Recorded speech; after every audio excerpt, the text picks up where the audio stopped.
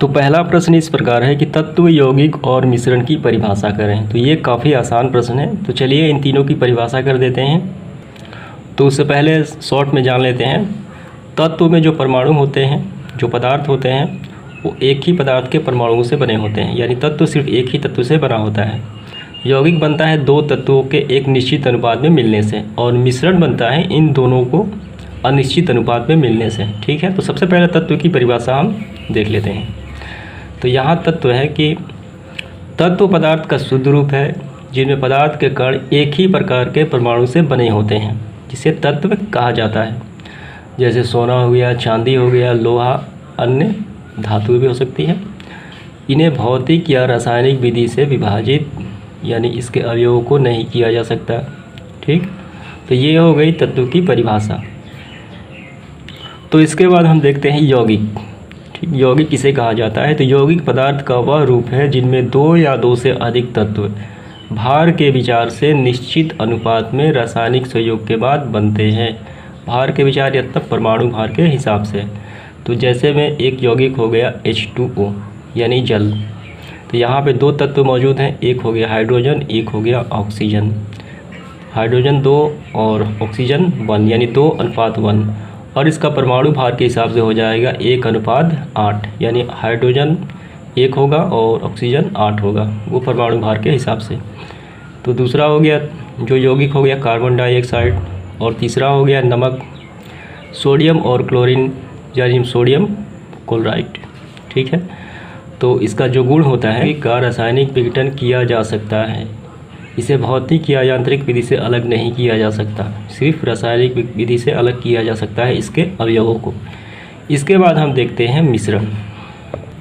तो मिश्रण की परिभाषा कुछ इस प्रकार है कि मिश्रण पदार्थ का वह रूप है जिसमें दो या दो से अधिक तत्व या यौगिक, आपको ध्यान देना है, तत्व और यौगिक अनिश्चित अनुपात में मिलने से बनता है मिश्रण। तत्व और यौगिक के अनिश्चित अनुपात से मिलने से जो बनता है उसे कहा जाता है मिश्रण। तो इसके अवयवों को सरल यांत्रिकी और भौतिक विधि से भी अलग कर सकते हैं। जैसे ये सारा मिश्रण हो गया, नमक और बालू का मिश्रण। ठीक, नमक और पानी भी हो सकता है, वायु का मिश्रण, बारूद का मिश्रण। तो यहाँ पे आप समझिए कहा गया है कि जो मिश्रण होता है तत्व और यौगिक दोनों को अनिश्चित अनुपात में मिलने से बनता है। तो वायु में जो अवयव होते हैं ऑक्सीजन होता है, हाइड्रोजन होता है, नाइट्रोजन होता है, CO2, इसके बाद H2O यानी जल वाष्प भी होता है। ऑक्सीजन हो गया तत्व, हाइड्रोजन हो गया तत्व, नाइट्रोजन हो गया तत्व, कार्बन डाइऑक्साइड हो गया यौगिक, H2O हो गया यौगिक, यानी तत्व और यौगिक मिल जाते हैं तो बन जाता है मिश्रण। तो उसी प्रकार बारूद भी बनता है किससे? सोरा से बनता है, कोयला से बनता है और गंधक से बनता है, उसे कहा जाता है बारूद। तो ये हमने देखा अभी मिश्रण की परिभाषा और इससे कुछ उदाहरण। तो ये प्रश्न संख्या 1 समाप्त हुआ। तत्व, यौगिक और मिश्रण की परिभाषा हमें करनी थी, जो हमने यहाँ पे कर दी। ठीक है, तो इसके बाद हम देखते हैं प्रश्न संख्या 2। तो दूसरा प्रश्न में कहा गया है कि यौगिक के प्रमुख विशेषताएं लिखें। तो यहाँ पे यौगिक के निम्नलिखित विशेषताएं हैं। ठीक, तो पहला हो गया इन्हें भौतिक या यांत्रिक विधि से जो इनके अवयव होते हैं उनको अलग नहीं किया जा सकता है। भौतिक मतलब ऊपरी तौर से, यांत्रिकी विधि मतलब उसे पटक के या उस पर दाब या उस पर चोट प्रहार करके उसे उनके अवयवों को अलग नहीं किया जा सकता है। दूसरा हो गया जो गुण होता है, यौगिक के गुण उनके अवयवी तत्वों से गुण से भिन्न होते हैं। यौगिक के गुण उनके अवयवी तत्वों से गुण से भिन्न होते हैं। जैसे में कि हो जाता है H2O। ठीक, जल एक क्या है? यौगिक है। तो जल में होता है हाइड्रोजन और ऑक्सीजन। जब जल बन जाता है H2O तो ये हाइड्रोजन और ऑक्सीजन के गुण खत्म हो जाते हैं, उनके गुण से ये काफ़ी अलग हो जाता है।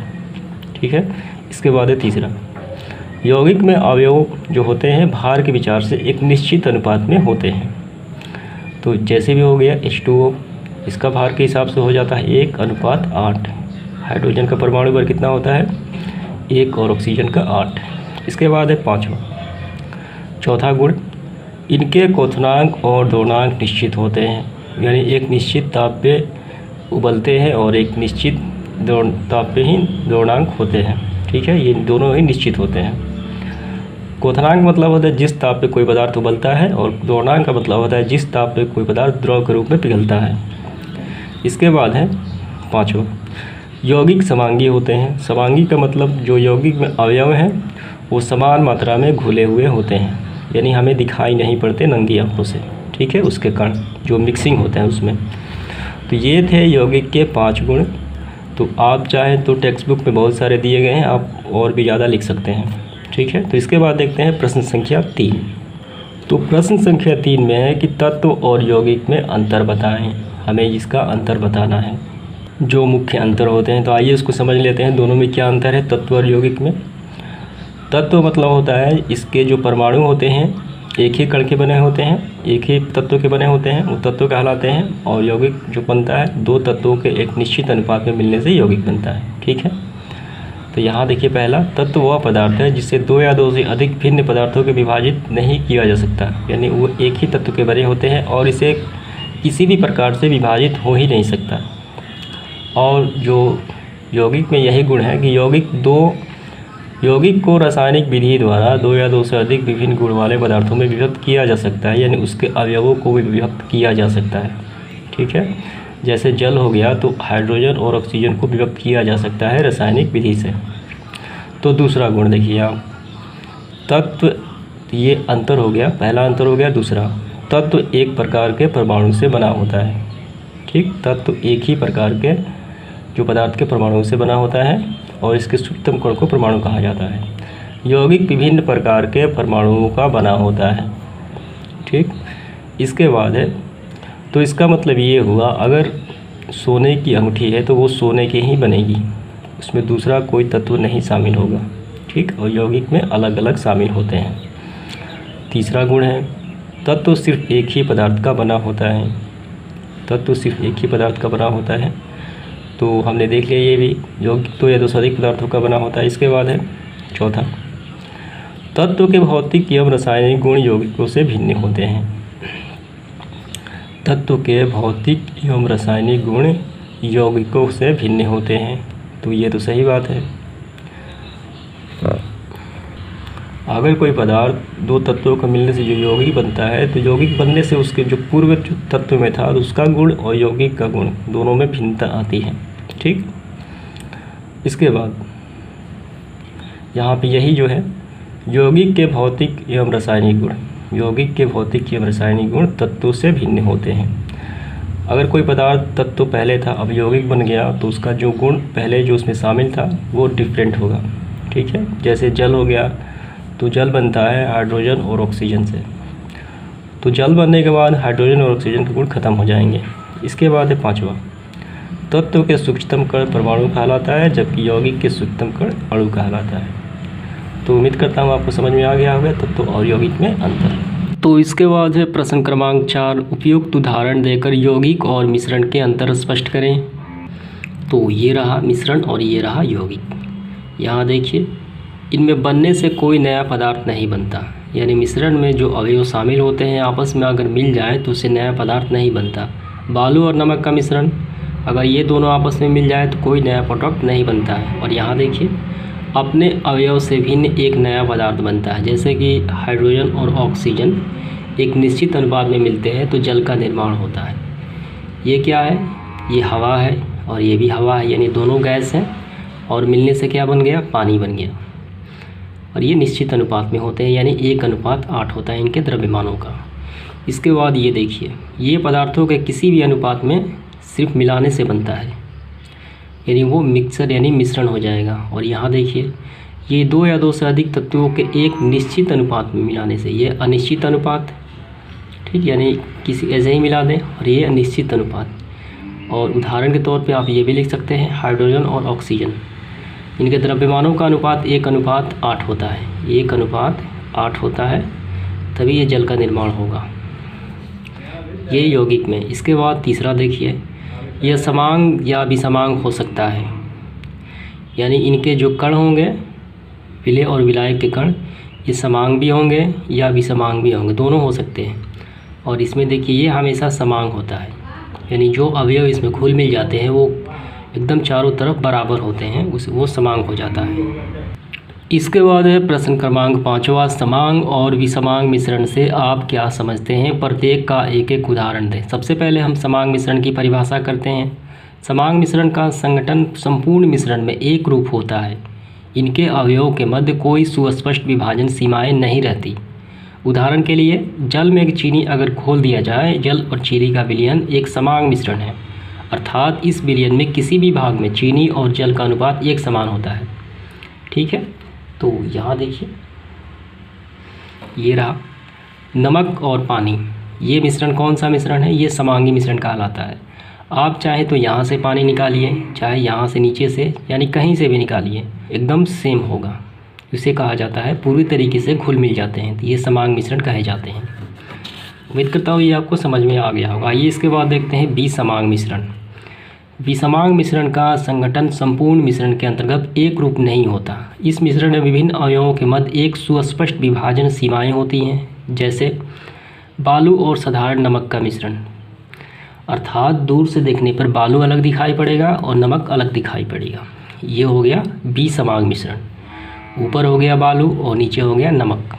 ये कौन सा मिश्रण है, ये कहलाता है विषमांगी मिश्रण।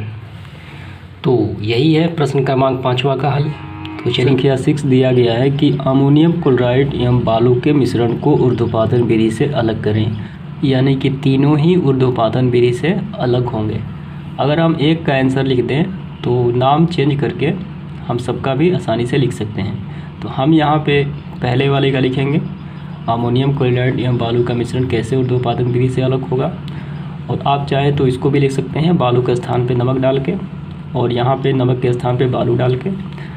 और ऊर्ध्वपातन विधि में ऐसा होता है कि दो पदार्थों का मिश्रण और उनमें एक पदार्थ ऐसा होना चाहिए जो ऊर्ध्वपातित हो जाए, यानी गर्म करने पर सीधे वाष्प में बदल जाए। तो अमोनियम क्लोराइड, यहाँ बालू है तो ये हो गया अमोनियम क्लोराइड, और यहाँ पर भी है अमोनियम क्लोराइड और यहाँ पे है आयोडीन। इन तीनों का गुण होता है कि गर्म किया जाए तो सीधे द्रव अवस्था में बदले बिना सीधे वाष्प में, यानी बिना पिघले हुए वाष्प में बदल जाते हैं। तो हम लोग पहले वाले को ऊर्ध्वपातन विधि से अलग करेंगे। तो ये लाइन आपको पहले लिखना है, यानी ऊर्ध्वपातन, ठीक, और यहाँ पे सिद्धांत आपको लिखना है। तो सिद्धांत में है कि अमोनियम क्लोराइड एवं बालू के मिश्रण ऊर्ध्वपातन विधि के अनुसार मिश्रण को आवश्यक पात्र एवं उपकरण के साथ गर्म करने पर अमोनियम क्लोराइड बिना पिघले हुए वाष्प में परिवर्तित होकर और पश्चात जब ठंडा हो जाता है, ठंडा होकर ठोस के रूप में बालू से अलग हो जाता है। तो ये आपको सिद्धांत लिखना है कैसे कार्य करता है। यानी इन दोनों के मिश्रण को जब हम गर्म करेंगे तो ये ऊर्ध्वपातित होकर वाष्प में बदल जाएगा और जिससे बालू अलग हो जाएगा और अमोनियम क्लोराइड ठंडा होकर ठोस में अलग हो जाएगा। यही तो करना है। तो अब इसके बाद प्रयोग देखते हैं। ये तो सिद्धांत हो गया, किन सिद्धांत पे काम करना है। तो अब प्रयोग के माध्यम से देखते हैं कि कौन कौन से उपकरण कैसे काम करते हैं। इसके बाद हम लिखेंगे यहाँ प्रयोग, यानी किस विधि से हम इसको अलग करेंगे। तो सबसे पहले उक्त मिश्रण को एक बर्तन में रखकर इसके ऊपर एक कोणीय फनेल यानी किप कहा जाता है, यहाँ आप देख सकते हैं ये हो गया एक बर्तन और यहाँ पे है मिश्रण अमोनियम क्लोराइड प्लस में बालू का मिश्रण, और इसके ऊपर है एक किप रखा गया है। किप को उलट के रख देना है, ठीक है, और इसका जो पतला वाला किनारा होता है यहाँ पे है, और किप के ऊपरी सिरे को रुई से बंद कर देते हैं, यानी इसको रुई से ऐसे बंद कर देते हैं। अब मिश्रण को नीचे गर्म करने पर, अब इस पूरे मिश्रण को यहाँ पे आग के माध्यम से गर्म करने पर उपस्थित अमोनियम क्लोराइड, जो इसमें अमोनियम क्लोराइड होता है, बिना पिघले हुए सीधे वाष्प में बदल जाता है, यानी भी ऐसे बदल रहा है वाष्प पे, और यहाँ पे क्या हो जाता है, किप के जो ठंडी स्थान है वहाँ पे एकत्रित हो जाता है और ऊपर उठकर किप के अंदर ठंडे भाग में ठोस के रूप में बदलकर एकत्र हो जाता है, यानी यहाँ पे जमा हो जाता है, ठीक, और बालू बेसिन में रह जाता है और यहाँ पे बालू शेष बच जाता है। इसके बाद है तो, और इस प्रकार बालू जो है यहाँ पे शेष बच जाता है, यानी बेसिन यानी बर्तन में। तो इस प्रकार बालू अलग हो गया और अमोनियम क्लोराइड अलग हो गया। तो ये काफ़ी आसान सा प्रश्न है, आपको समझ में आ गया होगा। तो फिर से आप देख लीजिए कि ये एक बर्तन है और यहाँ पे अमोनियम क्लोराइड और बालू का मिश्रण है। आप चाहे तो अमोनियम क्लोराइड नमक का भी ले सकते हैं, ठीक, या आयोडीन और बालू भी ले सकते हैं। अगर कोई भी मिश्रण हो, जब हम गर्म करेंगे तो यहाँ पे अमोनियम क्लोराइड वाष्पित हो जाएगा और जो भी यहाँ पे शेष बचेगा, अगर बालू बचे, नमक बचे या कुछ भी बचे, यहाँ पे बच जाएगा, ठीक है। तो कहने का मतलब एक जो प्रश्न है इसका आंसर इन तीनों में काम करेगा, यानी इन दोनों में काम करेगा, अमोनियम क्लोराइड नमक का मिश्रण, आयोडीन और बालू का मिश्रण। तो इसके बाद देखते हैं प्रश्न संख्या 7वां। यहाँ प्रश्न है कि प्रभाजी श्रवण का वर्णन करें या प्रभाजी आसवन विधि का वर्णन करें, दोनों एक ही चीज़ हैं। तो चलिए इसको वर्णन करते हैं, ये काफ़ी आसान सा प्रश्न है। तो ये जो विधि है प्रभाजी आसवन विधि, ये दो मिश्रणीय द्रव्यों को अलग अलग करने की विधि है, ठीक है। जैसे एल्कोहल हो गया और एसीटोन हो गया, दोनों को अगर अलग करना चाहे इस दोनों के मिश्रण को, तो हम प्रभाजी आसवन विधि का प्रयोग करते हैं। तो इस विधि का जो सिद्धांत है, जो काम करता है, तो ये आपको लिखना है। सर्वप्रथम इस विधि का प्रयोग दो या दो से अधिक मिश्रणीय द्रव्यों के मिश्रण के अवयवों को पृथक करने के लिए, यानी अलग करने के लिए अपनाई जाती है। और एक शर्त है यहाँ पे, ये काफ़ी महत्वपूर्ण है, जिनके अवयवों का क्वथनांक अंतर कितना होना चाहिए, 10 डिग्री सेल्सियस या कम होना चाहिए, उससे अधिक नहीं होना चाहिए। तो चलिए अब प्रयोग द्वारा एक उदाहरण देकर समझ लेते हैं। तो यहाँ पे प्रयोग में हम लिखेंगे, यानी किस प्रकार ये कार्य करता है कि दो मिश्रणीय द्रव्य है। तो पहला हो गया मेथिल एल्कोहल, जिसका क्वथनांक होता है 65 डिग्री सेल्सियस, यानी 65 डिग्री सेल्सियस पे ये उबलने लगता है। और दूसरा है जो मिश्रणीय द्रव एसीटोन, इसका क्वथनांक है 56 डिग्री सेल्सियस, यानी ये 56 डिग्री सेल्सियस पे उबलने लगता है। तो इन दोनों का अंतर जो हुआ, और इसका क्वथनांक 56 डिग्री सेल्सियस यानी 55 ही होगा, तो इन दोनों का जो अंतर है क्वथनांक का, वो 10 है। अगर यहाँ पे ये 100 डिग्री सेल्सियस होता और ये 65 होता, तो दोनों का अंतर 10 से नहीं होता या 10 से कम ही नहीं होता, बहुत ज़्यादा का हो जाता, यानी 35 का हो जाता। तो ये दोनों आपस में अलग नहीं होंगे। तो अंतर कम से कम हमें चाहिए 10 डिग्री सेल्सियस, ठीक है, या इससे कम। तो इन दोनों के मिश्रण को हम प्रभाजी आसवन विधि द्वारा अलग कर सकते हैं। तो कैसे होगा, तो यहाँ पे आप देखिए, ये एक डायग्राम है जो इसका है। तो सर्वप्रथम हम इसके प्रयोग को जान लेते हैं। तो सर्वप्रथम मिश्रण को एक गोल पेंदी वाले प्लास में लेकर, आपको काफ़ी ध्यान से समझना है। सर्वप्रथम मिश्रण को एक गोल पेंदी वाले प्लास में लेकर, यहाँ पे इस प्लास में हम ये लेंगे, यहाँ पे ये मिश्रण हो गया। बालू उष्मक पर गर्म करते हैं, ये हो गया बालू उष्मक, इसलिए गर्म किया जाता है ताकि ताप जो है वो नियंत्रण रहे, ठीक। और यहाँ पे गर्म किया जाता है, यहाँ पे है मिश्रण। ये प्लास जो होता है का एक प्रभाजन स्तंभ से जुड़ा होता है, ये जो जुड़ा है इसका मुंह एक प्रभाजन स्तंभ से जुड़ा हुआ है, और ठीक उस पर है एक थर्मामीटर, यानी इस तापमान को मापने के लिए ऊपर लगा हुआ है, और इसे कहा जाता है प्रभाजन स्तंभ, ठीक है। अब इसके बाद देखिए आगे, जिसके कई फंदे होते हैं, यानी यहाँ पे देख रहे हैं आप इस तरीके का डिजाइन, इसे कहा जाता है फंदे, ठीक। इस तरीके के डिजाइन होते हैं, 1 2 3 हैं। उसमें उच्च क्वथनांक वाले कम वाष्पशील द्रव संघनित होते हैं, उच्च क्वथनांक वाले कम वाष्पशील द्रव संघनित होते हैं। तो इसमें उच्च क्वथनांक किसका है, इसमें उच्च क्वथनांक है किसका है, 65 डिग्री सेल्सियस, यानी मेथिल अल्कोहल का। तो इसका क्वथनांक उच्च है, तो ये क्या होगा, ये कम वाष्पशील होगा, यानी ये हवा में जल्दी नहीं उड़ेगा, ठीक है। ये हवा में जल्दी नहीं उड़ेगा, यानी कम वाष्पशील होगा। तो इसका क्वथनांक उच्च है और ये कम वाष्पशील होगा, तो इसमें क्या होगा, इसमें ये जमा रह जाएगा, ठीक है, यहीं पे कम वाष्पशील। अब इसके बाद देखिए आप, निम्न क्वथनांक या अधिक वाष्पशील द्रव, निम्न क्वथनांक जिसका क्वथनांक निम्न है, अधिक वाष्पशील यानी जल्दी हवा में उड़ने वाले द्रव वाष्प में संगणक में जाकर संघनित हो जाता है, ठीक। और इसमें जाकर क्या हो जाता है, संघनित हो जाता है, और इसे अलग ग्राहक द्वारा अलग कर लिया जाता है। यहाँ पे स्टोर हो जाएगा, तो इसे अलग ग्राहक द्वारा यहाँ पे अलग कर लिया जाएगा। तो किसको कर लिया जाएगा अलग, जिसका क्वथनांक निम्न है, यानी इसमें क्वथनांक निम्न है एसीटोन का, एसीटोन का क्वथनांक निम्न है तो ये काफ़ी तेज़ी से वाष्पित होगा, यानी काफ़ी तेज़ी से हवा में उड़ जाएगा। तो फलस्वरूप ये यहाँ पे जाके स्टोर हो जाएगा। और जिसका उच्च क्वथनांक है, जिसका उच्च क्वथनांक वाला द्रव तथा कम वाष्पशील द्रव को अलग ग्राहक बर्तन में अलग कर लिया जाता है, जो यहीं पे स्टोर हो जाता है। ठीक, यहाँ पे हो जाता है, यहीं तो यहाँ पे हो जाता है। ठीक, तो इसको अलग बर्तन में हम इसको स्टोर कर लेते हैं। तो इस प्रकार दोनों अलग हो जाते हैं। तो पूरे प्रोसेस ये है कि जिसका क्वथनांक निम्न होगा इस मिश्रण में, जिसका क्वथनांक निम्न होगा वो पहले जल्दी वाष्पित हो जाएगा और वहाँ पे आगे स्टोर हो जाएगा, और शेष जो बच जाएगा वो यहीं पे रह जाएगा। ठीक है, क्वथनांक का मतलब होता है वैसा ताप जिसमें कोई पदार्थ उबलने लगता है। तो यही विधि थी।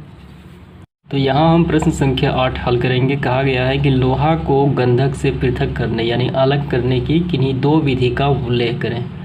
तो 2 विधि हमें यहाँ पे बताना है जिससे कि लोहा अलग हो जाए और गंधक अलग हो जाए। ठीक है, 2 विधि बताना है। तो चलिए इसको हल करते हैं। ये काफ़ी आसान सा प्रश्न है। तो ये आपके टेक्स्ट बुक में इसका हल दे दिया गया है, यहाँ पे आप देख सकते हैं। तो यहाँ पे 2 विधि है जिसमें कि लोहा का चूर्ण और गंधक का चूर्ण है। इन दोनों मिश्रण को, ये पहला विधि है ये वाला, और ये है दूसरा विधि। ये हो गया दूसरा विधि और ये हो गया पहला विधि। तो आपको ये 2 बातें याद रखनी है। लोहा जो होता है, जैसा कि आपको मालूम है, लोहा चुंबक की ओर आकर्षित होता है, और गंधक जो होता है इसका गुण होता है कि गंधक कार्बन डाइसल्फाइड में पूरी तरीके से घुल जाता है। ये आपको 2 बातें ध्यान देनी है। तो पहला जो ये ऊपर वाला होगा हम इसका प्रयोग करेंगे। ठीक, लोहे को चुंबक से अलग करके। तो यहाँ देखिए आप कि लोहे के चूर्ण और गंधक के चूर्ण के मिश्रण के निकट एक चुंबक लाने पे लोहे के चूर्ण चुंबक की ओर आकर्षित होकर उसमें सट जाते हैं, और उसमें सट जाने के बाद वो मिश्रण से अलग हो जाएगा और शेष बच जाएगा क्या? शेष बच जाएगा गंधक। तो ये पहला विधि हो गई। अब दूसरा विधि में हम गंधक के गुण का प्रयोग करेंगे। तो गंधक के गुण के अनुसार इन दोनों के मिश्रण में जब हम पूरे मिश्रण में कार्बन डाइसल्फाइड डालेंगे तो गंधक का गुण होता है कि वो उसमें घुल जाता है। तो इस प्रकार गंधक घुल जाएगा और शेष बच जाएगा लोहा। तो यही तो 2 विधि हमें लिखनी थी। तो ये आप आसानी से लिख सकते हैं। ठीक है, इसके बाद देखेंगे। तो यहाँ आपको काफ़ी ध्यान से देखना है। ये एक पात्र है और इसमें जल है, और ये कहलाता है विलायक। जल को हम विलायक कहते हैं, और इस जल में चीनी डाला जा रहा है जिसे हम विलय कहते हैं। जो घुलाने की क्षमता रखता हो, जो किसी पदार्थ को घुला देने की क्षमता रखता हो, उसे विलायक कहा जाता है। और जो घुलने के लिए तैयार हो, जो घुलने के लिए तैयार हो किसी पदार्थ में, वो विलय कहलाता है। तो यहाँ देखिए चीनी जो है वो किस में घुलने वाला है? वो पानी में घुलने वाला है, यानी घुलाने की क्षमता रखता है जल। तो ये विलायक हो गया। और जो घुलने के लिए तैयार हो वो कहलाता है विलय, और यहाँ पे विलय है चीनी। और विलय और विलायक इस पूरे व्यवस्था को कहा जाता है विलयन। ठीक है, तो विलयन कई प्रकार के होते हैं, समांगी और विसमांगी। हमें यहाँ पे नहीं पढ़ना है अभी। ये विलय प्लस विलायक मिलके बनाते हैं विलयन। तो आइए इनके बारे में हम लोग लिखते हैं। विलयन की सबसे पहले 2 या अधिक पदार्थों का समांग मिश्रण। समांग मिश्रण क्या होता है? यानी जो विलय और विलायक हो एक दूसरे से ऐसे घुल मिल जाए कि उनकी मात्रा चारों ओर, उनकी संघटन की मात्रा चारों ओर समान हो, उसे समांग मिश्रण कहा जाता है। समांग मिश्रण विलयन कहलाता है, अर्थात विलय के प्रत्येक हिस्से में संगठन एक रूप से हो तो वो कहलाता है विलयन। उदाहरण के लिए चीनी और पानी का विलयन। ठीक है, पानी और नमक का विलयन, जो आपस में पूरी तरीके से घुल मिल जाते हैं। इसके बाद देखेंगे हम लोग विलायक। जिस द्रव में किसी पदार्थ को घुलाया जाता है उस द्रव को विलायक कहते हैं। जल एक विलायक का कार्य करता है। तो इसके बाद देखेंगे विलय। जो पदार्थ द्रव में घुलकर विलयन बनाता है वो विलय कहलाता है, अर्थात जो विलायक द्वारा घुलाया जाता है। अर्थात हमने बताया चीनी और नमक, चीनी और नमक ये हमेशा किसी न किसी में ये घुलते ही हैं। तो चलिए प्रश्न संख्या 10 को हल कर लेते हैं। यहाँ प्रश्न कहा गया है कि विलयता क्या है? कमरे के ताप पर जल में सोडा यानी पोटेशियम नाइट्रेट की विलयता ज्ञात करने की विधि का उल्लेख करें। तो हम इस विधि का उल्लेख करेंगे, लेकिन सर्वप्रथम हम ये जान लेते हैं कि विलेयता किसे कहा जाता है, यानी इसकी क्या परिभाषा होती है। तो इसकी परिभाषा कुछ इस प्रकार है। एक निश्चित ताप और दाब पर 100 ग्राम विलायक में किसी विलेय की घुलाने वाली अधिकतम मात्रा जो विलयन को संतृप्त कर दे, उस ताप और दाब पर विलेय की उस विलायक में विलेयता कहलाती है। तो इस पूरे का मतलब क्या हुआ, आइए इसको समझ लेते हैं। तो जैसे यहाँ पे कहा गया है एक निश्चित ताप, तो ये एक कमरा हो गया, यानी कमरे का ताप हो गया, और उस कमरे के अंदर ये एक बर्तन रखा है और इसमें जल है 1 लीटर, ठीक है। और इस कमरे का जो तापमान है वो है 20 डिग्री सेल्सियस, यानी कमरे के ताप पे निश्चित ताप है। तो एक निश्चित ताप यानी कमरे का ताप 20 डिग्री सेल्सियस, और दाब तो एक वायुमंडलीय दाब लग रहा है इस कमरे में, पर 100 ग्राम विलायक में, तो यहाँ इकाई दी हुई है 100 ग्राम। तो परिभाषा में 100 ग्राम ही ली जाती है, लेकिन मैंने यहाँ पे 1 लीटर लिया हुआ है, आप यहाँ पे 100 ग्राम भी लिख सकते हो, कोई दिक्कत नहीं है। तो ये जो विलायक है ये भी निश्चित है, यानी 1 लीटर है। तो इसको आप ऐसे समझिए कि यहाँ पे तो सभी निश्चित है, ताप भी निश्चित है, यानी कमरे का ताप है 20 डिग्री सेल्सियस, और वायुमंडलीय दाब भी निश्चित है, और यह विलायक की मात्रा भी निश्चित है 1 लीटर। अगर हम इसमें 1 चम्मच चीनी डाल दें तो वो बड़ी आसानी से घुल जाएगा। 2 चम्मच डालें, 3 चम्मच डालें तो वो भी घुल जाएगा। अगर 20 चम्मच डाल दें तो वो भी घुल जाएगा।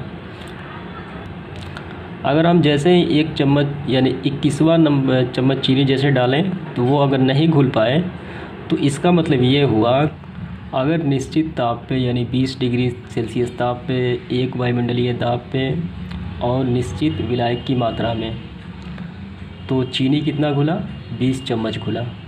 तो इस विलायक की कितनी हो गई क्षमता, इस विलायक की क्षमता हो गई 20 चम्मच चीनी घुलाने में, यानी ये संतृप्त हो गया, ठीक, निश्चित ताप पे और निश्चित दाब पे, इससे ज़्यादा अब नहीं घुलाया जा सकता। तो उस विलेय को इस विलायक में क्या कहलाती है, विलेयता कहलाती है, ठीक। यहाँ पे कहा गया है कि विलेय की उस विलायक में विलेयता कहलाती है, यानी चीनी की विलेयता कितनी है, 20 चम्मच ही है, इस ताप पे और इस दाब पे। तो उम्मीद करता हूँ आपको समझ में आ गया होगा। तो चलिए इसको फिर से रिकॉल कर लेते हैं, यानी निश्चित ताप पे, निश्चित दाब पे और निश्चित विलायक में विलेय की घुलने की निश्चित मात्रा उसकी विलेयता कहलाती है उस विलायक में, यही तो कहा गया है। ये तो हो गई विलेयता की परिभाषा। अब इसमें कहा गया है कि कमरे के ताप पर जल में सोडा की विलेयता हमें ज्ञात करने की विधि बताना है, ठीक है, आपको ध्यान देना है।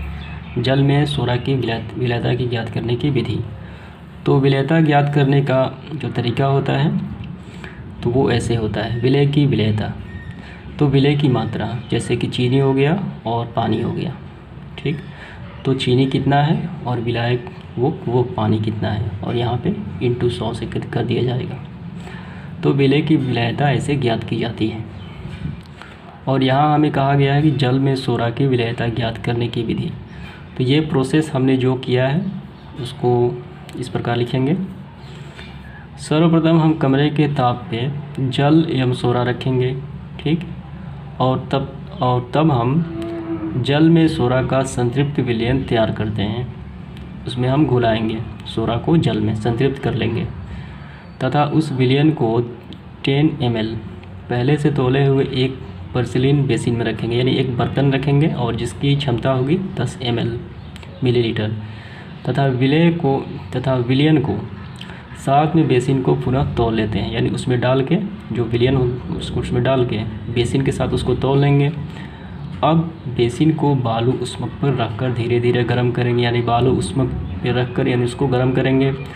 जब पूरा जल वाष्पित हो जाता है तो बेसिन में सिर्फ ठोस अवशेष सोडा प्राप्त होता है तथा पश्चात शेष को बेसिन के साथ तौल लेते हैं, ठीक। तो यही प्रोसेस है, विधि है, और इसकी गणना भी यहाँ पे की जाएगी। तो गणना ये हमें कर लेना है। तो किताब में ये एग्ज़ाम्पल दिया हुआ है जल में सोडियम क्लोराइड का, तो यहाँ पे आपको सोडियम क्लोराइड के स्थान पे सोडा यानी पोटेशियम नाइट्रेट को रख देना है, यही विधि से हम इसको प्राप्त कर लेंगे। तो यहाँ पे गणना इस प्रकार दिया गया है। तो आपको एक बात ध्यान रखनी है कि जल और सोडा किसी की मात्रा यहाँ पे नहीं दी गई है कि जल कितना है और सोडा कितना है, तो अपने से ये मात्रा आपको मानना पड़ेगा। तो सर्वप्रथम यहाँ आपको इस प्रकार लिखना है, मान लें कि सिर्फ बेसिन का भार बेसिन का भार कितना है, यानी उस बर्तन का भार कितना है, 1 ग्राम। बेसिन प्लस विलयन का भार, जो संतृप्त विलयन होगा उसका दोनों का भार एक साथ कितना होगा, 20 ग्राम। अतः विलयन का भार होगा, सिर्फ विलयन का भार हमें ज्ञात करना है, तो इस बेसिन का भार तो हमें उसमें से घटाना होगा, B-1 ग्राम। ये हो गया, ये आपको समझ में आ गया होगा। इसके बाद बेसिन यानी उस बर्तन प्लस में यहाँ आपको रखना है सोडा यानी potassium nitrate. Basin plus potassium nitrate का भार कितना हो गया, C ग्राम। ये हमें अपने से मानना होगा। अतः सोडियम क्लोराइड यानी इसको स्थान पर रखेंगे हम, पोटेशियम नाइट्रेट का भार कैसे निकालेंगे, तो इस पूरे में से इस बेसिन का भार निकाल देंगे, माइनस कर देंगे, तभी तो ये सोडा का प्राप्त हो जाएगा। अंत में दोनों का भार प्राप्त हो गया, तो अंत में हम इसकी विलयता निकालेंगे, C-A। C-A क्या है, तो ये है विलय यानी सोडा है, और नीचे क्या है, ये है विलायक, ठीक, यानी विलयन है, गुणा 100। तो इस प्रकार हम इसको आसानी से ज्ञात कर सकते हैं। ये गणना था, लेकिन इम्पोर्टेंट वही विधि है जो इससे पहले हम लोगों ने थ्योरी लिखा था।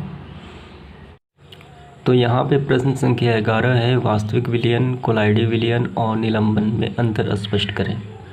तो हमें तीनों में अंतर स्पष्ट करना है। तो सबसे पहले इन तीनों के बारे में थोड़े से जान लेते हैं। तो सर्वप्रथम हम देखेंगे वास्तविक विलयन किसे कहा जाता है। तो नमक और पानी के विलयन जो होता है वो वास्तविक विलयन कहलाता है, वो समांगी विलयन होता है। कोलाइडी विलयन किसे कहा जाता है, तो वास्तविक विलयन के कण और निलंबन के कण, इन दोनों कणों के मध्य में जो कण का साइज होगा वो कोलाइडी विलयन कहलाता है, ठीक। तो कोलाइडी विलयन के बारे में यानी उसकी परिभाषा के बारे में पहले से वीडियो अपलोड कर दी गई है, आप जाके देख सकते हैं। तो इन दोनों कणों के जो मध्य स्थिति होती है वो कोलाइडी विलयन कहलाती है। जैसे दूध हो गया, ठीक, रक्त हो गया, पेंट हो गया, ये सारे कोलाइडी विलयन में आते हैं। निलंबन, अब इसके बाद देखते हैं निलंबन किसे कहा जाता है। तो निलंबन जो होता है विलयन वो कहलाता है पानी और बालू, यानी विलय के कण काफ़ी बड़े होते हैं, तो ऐसे विलयन को हम कहते हैं निलंबन, ठीक। पानी और बालू का जो मिश्रण कहलाता है वो निलंबन कहलाता है। तो वैसे भी बहुत सारे हो जाते हैं, जैसे कि पानी में अगर लकड़ी का चूर्ण डाल दें तो वो भी निलंबन में ही आएगा, वो नहीं घुलेगा और वहाँ पे काफ़ी बड़े बड़े कण के साइज होंगे, तो वो निलंबन में ही आएगा। तो यही हमें तीनों में अंतर स्पष्ट करना है। तो चलिए स्टार्ट करते हैं। तो सबसे पहले देखते हैं वास्तविक विलयन। तो ये वास्तविक विलयन समांगी विलयन होता है। समांगी का मतलब होता है विलय के कण विलायक में इस प्रकार घुल जाते हैं कि उसकी मात्रा चारों तरफ समान होती है, यानी नमक और जल में अब कहीं से भी जल निकालें वहाँ पे नमक की मात्रा एकदम सेम रहेगी, समान रहेगी, यानी समांगी विलयन होता है। कोलाइडी विलयन दिखने में तो समान लगता है, लेकिन ये विसमांगी विलयन होता है, रक्त और दूध। और ये निलंबन होता है, यह विसमांगी विलयन होते हैं, यानी बालू और जल दोनों की मात्रा, नीचे हो गया बालू, ऊपर तो बालू नहीं है, तो ये एक विसमांगी विलयन होता है। इसके बाद दूसरा जो अंतर है, इनके कणों का आकार 1 nm से छोटा होता है, काफ़ी छोटे होते हैं, नंगी आंखों या माइक्रोस्कोप से भी नहीं दिखाई पड़ते हैं, ठीक। वास्तविक विलयन यानी नमक और जल के विलयन। और कोलाइडी विलयन के कण जो होते हैं हम माइक्रोस्कोप से देख सकते हैं, ठीक। और निलंबन के कण तो हम खुद नंगी आंखों से भी आसानी के साथ देख सकते हैं। अगर जल में बालू डाल दिया जाए तो वो काफ़ी बड़े होते हैं, और इनमें साइज 1 nm से 1000 nm यानी 1 से 100 mm के बीच में होता है। और निलंबन में होता है 1000 से भी अधिक बड़े होते हैं इसके कण। इसके बाद है तीसरा अंतर, इनके कण नीचे नहीं बैठते हैं तथा बिल्कुल दिखाई नहीं पड़ते हैं, ठीक। ये तो सही बात है, इनके कण नीचे नहीं बैठते हैं, जैसे कि नमक और जल में जो विलयन होता है। और कोलाइडी विलयन में होता है कि इनके कण नीचे नहीं बैठते, इसके भी कण नीचे नहीं बैठते हैं, और उच्च क्षमता वाले माइक्रोस्कोप से इसके कणों को हम आसानी से देख सकते हैं। और इनके कण नीचे बैठ जाते हैं, इनके कण नंगी आंखों से भी देख सकते हैं। तो जल में अगर बालू डाल दिया जाए तो बालू नीचे बैठ जाते हैं और बालू को हम आसानी से देख भी सकते हैं, यही तो बताया गया है। इसके बाद चौथा अंतर है, ये ब्राउनी गति नहीं दर्शाते हैं, ये ब्राउनी गति दिखाते हैं, इसमें ब्राउनी गति होती है। तो ब्राउनी गति किसे कहा जाता है, तो ये हो गया कोलाइडी विलयन, इसमें दूध है। तो विलय के कण और विलायक के कण दोनों आपस में टकराते हैं, तो विलय के कण जहाँ तहाँ गति करने लगते हैं, यहाँ जाएंगे फिर यहाँ जाएंगे, ठीक। तो इस प्रकार की गति को कहते हैं ब्राउनिंग गति। आपको याद हो गए होंगे, विलय के कण और विलायक के कण जब आपस में टकराते हैं तो विलय के कण गति करने लगते हैं, तो इस प्रकार की गति कहलाती है ब्राउनिंग गति। तो इनमें ब्राउनिंग गति नहीं होती। ब्राउनिंग गति सिर्फ किस में होती है? कोलाइडी विलयन में। पांचवा अंतर देख लेते हैं। इसमें टिंडल प्रभाव नहीं होते, यानी वास्तविक विलयन में टिंडल प्रभाव नहीं होता। कोलाइडी विलयन में टिंडल प्रभाव होता है, इसमें टिंडल प्रभाव नहीं होता। तो टिंडल प्रभाव क्या कहलाता है, इसके बारे में थोड़ा जान लेते हैं। तो देखिए, ये हो गया कोलाइडी विलयन। अगर यहाँ से हम टॉर्च जलाएं तो इस पानी में एक पथ जैसा दिखाई पड़ेगा, ठीक। ये प्रकाश की एक पथ जैसे दिखाई पड़ेगी, ऐसे लाइट दिखाई पड़ेगा, तो इसे कहते हैं टिंडल प्रभाव। अगर आप कमरे में हो और सूरज की जो रोशनी आ रही हो एक छिद्र द्वारा घर के अंदर, तो वहाँ पे भी बहुत छोटे छोटे कण वायु में दिखाई पड़ते हैं, धूल कण, और लाइट का एक पथ बन जाता है इसे, तो उसे कहा जाता है टिंडल प्रभाव, ठीक। आप समझ गए होंगे। ये सिर्फ कोलाइडी विलयन में ही दर्शाया होता है, ना कि वास्तविक विलयन में और ना ही निलंबन में। तो इसमें टिंडल प्रभाव नहीं होता है, इसमें टिंडल प्रभाव होता है और इसमें टिंडल प्रभाव नहीं होता। तो यही अंतर था 1 से लेकर 5 तक, वास्तविक विलयन, कोलाइडी विलयन और निलंबन में। तो इसके बाद देखिए प्रश्न क्रमांक 12, कोलाइडी विलयन के प्रमुख गुण क्या हैं, ये बताना है हमें।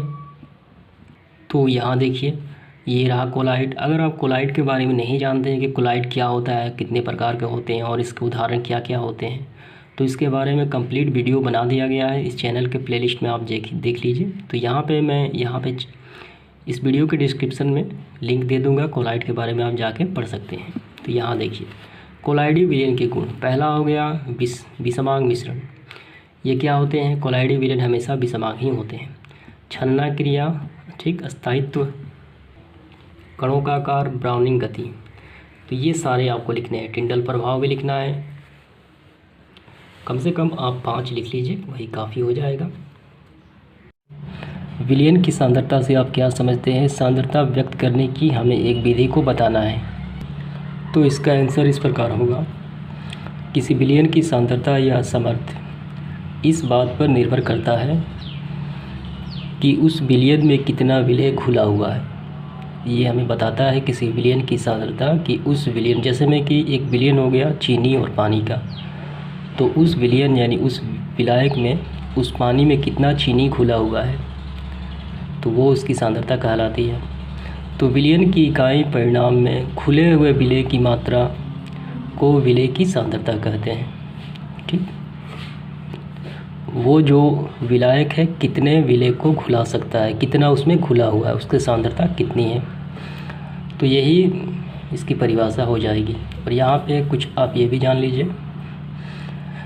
तो यहाँ पे किसी विलयन में अगर विलय की मात्रा ज़्यादा हो विलायक से, तो उसे वो गाढ़ा होता है, तो ऐसे विलयन को कहते हैं सांद्र विलयन। और ये दूसरी स्थिति, जैसे में कि विलय के स्थान पे चीनी हो गया और विलायक के स्थान पे पानी, ठीक। तो इस प्रकार के विलयन को कहते हैं सांद्र विलयन। अगर विलय की मात्रा कम हो और विलायक की मात्रा ज़्यादा हो, यानी चीनी की मात्रा कम हो और पानी की मात्रा कम हो, तो ये पतला हो जाएगा विलयन। तो इस प्रकार के विलयन को कहते हैं तंतु विलयन। तो ये इसकी परिभाषा होती है सांद्रता की।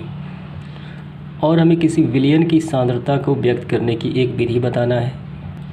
तो विलय की सांद्रता व्यक्त करने की विधि जो होती है वो प्रतिशत के रूप में होती है, और इस प्रतिशत में भी 2 भाग होते हैं। पहला द्रव्यमान के रूप में प्रतिशत और दूसरा होता है आयतन के रूप में प्रतिशत। तो यहाँ पे हम लोग द्रव्यमान के रूप में प्रतिशत निकालेंगे, यानी किसी वस्तु का एक पर्सनल भार होता है, उसे द्रव्यमान कहते हैं हम लोग। तो यहाँ पे देखिए आप, तो यहाँ पे एक उदाहरण दिया गया है, किसी विलायक यानी जल के 90 ग्राम में, ठीक, 90 ग्राम विलायक में, विलायक कितना है 90 ग्राम, 10 ग्राम यूरिया उसमें उपस्थित है, यानी घुला हुआ है। इस विलयन की सांद्रता निकालें, हमें इसकी निकालना है। तो इसका फॉर्मूला ये होता है, विलयन की सांद्रता जो उसमें घुला हुआ है उसकी मात्रा ऊपर और विलायक की मात्रा नीचे है। तो विलयन कैसे बनता है? तो विलयन बनता है विलायक और विलय। ठीक, तो विलायक क्या है? जल है, और विलय क्या है? यूरिया है। तो दोनों को हम जोड़ देंगे, कितना हो जाएगा? 90 और 10 हो जाएगा 100। और विलय कितना है? कितना विलय घोला है? तो ये हो गया 10 ग्राम। तो इसको हम इस प्रकार भी लिख सकते हैं 10%। ठीक, प्रतिशत का मतलब होता है 100, ऐसे लिखें या ऐसे लिखें, तो इसका होगा 10%। ये उस विलयन की सांद्रता निकल गई, यानी उस विलयन जो सांद्रता है, किसकी सांद्रता है? यूरिया की। तो सांद्रता के रूप में क्या घुला हुआ इसमें? यूरिया। तो इस प्रकार निकाला जाता है। इसके बाद देखते हैं प्रश्न संख्या 14। तो प्रश्न संख्या 14 है कि स्याही में उपस्थित रंगों को कैसे पृथक किया जाए, यानी कैसे अलग किया जाता है। तो इस तकनीक द्वारा तो स्याही में उपस्थित रंगों को क्रोमेटोग्राफी तकनीक द्वारा अलग किया जाता है। तो यहाँ पे इस तकनीक के बारे में बताई गई है, किस प्रकार कार्य करता है। और यहाँ पे जो कार्यकलाप है यहाँ पे बताया गया है कि एक छन्ना पत्र होता है। ठीक, एक पतली पट्टी होती है। एक छन्ना पत्र की एक पतली पट्टी लेते हैं, उस पट्टी के आधार लगभग 2 सेंटीमीटर नीली स्याही के एक बूंद रखते हैं, यानी उसके नीचे। अब इसको, और इस जो छन्ना पत्र होता है इसे पानी में हम डुबो देते हैं। तो इस प्रकार की घटनाएं हमें देखने को मिलती हैं। तो पहला, छन्ना पत्र के ऊपर विभिन्न रंग निशान ऊपर उठने लगते हैं, यानी जो रंग होता है वो ऊपर उठने लगते हैं। यहाँ पे दिखाया गया है, यहाँ पे ये एक पत्ती होती है और यहाँ पे स्याही लगा दिया गया है और इसे पानी में डुबो दिया गया है। तो यहाँ पे रंग ऊपर उठने लगते हैं। तो ये आपको अपने से स्वयं कर लेना है, बना लेना है। ठीक है, तो इसके बाद देखते हैं प्रश्न संख्या अगला। तो प्रश्न संख्या 15 में यहाँ आपको बता देता हूँ थोड़ी सी हिंट। जल का श्रवण यानी आस्वन दिखाने के लिए एक सरल प्रयोग का वर्णन करें। तो ये जो प्रश्न है, हम लोगों ने इस तरह का प्रश्न पहले भी कर लिया है, आस्वन विधि। तो आस्वन विधि का प्रयोग होता है 2 मिश्रणीय द्रवों को पृथक करने यानी अलग करने के लिए, और एक और प्रयोग होता है यानी जल को शुद्ध करने के लिए। अगर जल में किसी प्रकार का तत्व मौजूद हो, नमक हो गया या अन्य तत्व मौजूद हो, तो उसको शुद्ध करने के लिए भी हम आस्वन विधि का प्रयोग करते हैं। तो यही हमें बतानी है कि जल का आस्वन दिखाने के लिए एक सरल प्रयोग का वर्णन करें। ठीक है, तो उसमें जल होना चाहिए, जैसे कि नमक और जल को अलग करने की विधि तो आस्वन द्वारा ही की जाती है। ठीक, यानी उसके अशुद्धियों को। तो चलिए इसको हम देख लेते हैं, और इसके बारे में मैंने यहाँ पे स्क्रीनशॉट लगा दिए हैं, आप चाहें तो पढ़ सकते हैं। तो इसका आंसर आपको कुछ इस प्रकार लिखना है, यानी आस्वन विधि। ठीक, श्रवण विधि यानी आस्वन विधि। तो यहाँ से यहाँ तक आपको लिखना है, और उसके बाद ये जो कार्यकलाप है ये आप चाहें तो लिख सकते हैं, और ये पिक्चर आपको बनाना ज़रूरी है। इसमें होता क्या है कि यहाँ पे एक जल होता है। ठीक, इसमें जल लिया जाता है और इसमें जो तत्व होते हैं, अशुद्धियाँ होती हैं, अगर हम इसको गर्म करें बालू फ्लास्क में रख कर, तो जल वाष्प बन के यहाँ पे निकल जाएगा, और अशुद्धियाँ जो हो जाएंगी वो यहीं पे स्टोर हो जाएंगी। तो यही जो आस्वन विधि कहलाती है। आप अपने से भी स्वयं लिख सकते हैं ये सब सारा। ठीक, तो यहाँ तक आप लिख लीजिए।